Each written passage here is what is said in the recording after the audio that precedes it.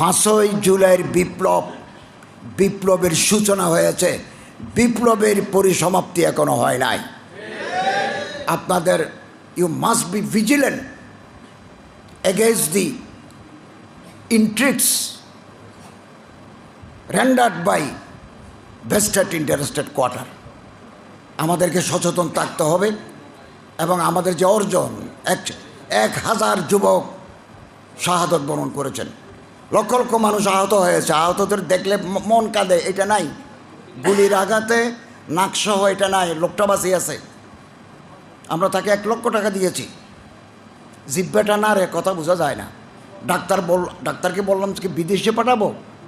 তারা বললেন না, আমরা রান থেকে এখান থেকে মাংস যেখানে বেশি ওখান এটাকে আমরা করে দেব। করে দিছে, ঠোঁটটা এখনো হয় নাই, ঠোঁটটা হবে।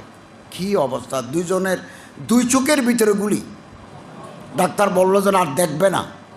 তা বললাম যে অপারেশন হতো, অপারেশন করলে কর্নিয়া ছিন্ন ভিন্ন হয়ে যাবে, দরকার কি? এখন তো চোখটা নাড়াচাড়া করে, দেখে না। কিন্তু ওখানে যে অস্ত্র ঢুকাই, গুলি চলে আসছে মাথায়। এই যে শহীদের রক্তের বিনিময়ে হাজার হাজার মানুষের এই গুলির আঘাতে আমরা যে বিজয় অর্জন করেছি, এটা আমাদের রক্ষা করতে হবে এবং প্রয়োজনে চূড়ান্ত পর্যন্ত আমাদেরকে অপেক্ষা করতে হবে। মনে করেন আগে যেটা ছিল, এক দলে এটা করতো আর এক দল আসে ওই কাজেই করে, তাহলে আর বিপ্লব কি? আগে করতো লুটপাট করম আলী, এখন লুটপাট করকে রহম আলী। তাহলে আমাদের কী লাভ হইল? এদেশের মানুষের 1000 মানুষের বুকের রক্ত কোথায় গেল? আর আমরা চেষ্টা করছি, আমরা তো সময় কম, আমরা তো অন্তর্বর্তীকালীন সরকার। একবার ক্ষমতায় বসলে আর চেয়ার ছেড়ে দিতে চায় না, চলে বলে কৌশলে এই মেকানিজম ওই মেকানিজম করি, দিনের ভোর রাতে নেই, চিরদিন থাকতে চায়। চিরদিন কেউ থাকতে পারে নাই। সিরিয়ার বশার আল আসাদ থাকতে পারে নাই, রোমানিয়ার চসস্কো থাকতে পারে নাই, ইরানের রাজা শাহ পারে নাই, পৃথিবীর কেউ পারে না।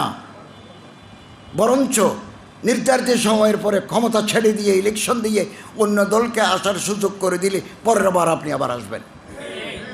এই যে গণতান্ত্রিক সংস্কৃতি, এটা বাংলাদেশে অনুপস্থিত। আসুন আমরা সচেতন হই এবং ইনশাআল্লাহ আজিজ, আমি আশাবাদী আমাদের এই বাংলাদেশ একদিন সুখী, সমৃদ্ধশালী, সাম্প্রদায়িক সম্প্রীতি সম্পন্ন, সৌহার্দ্য সম্পন্ন একটা অর্থনৈতিক সমৃদ্ধ বাংলাদেশ আমরা পাবো ইনশাআল্লাহ। আল্লাহ তাআলা আমাদের তৌফিক দান করুন, আমিন।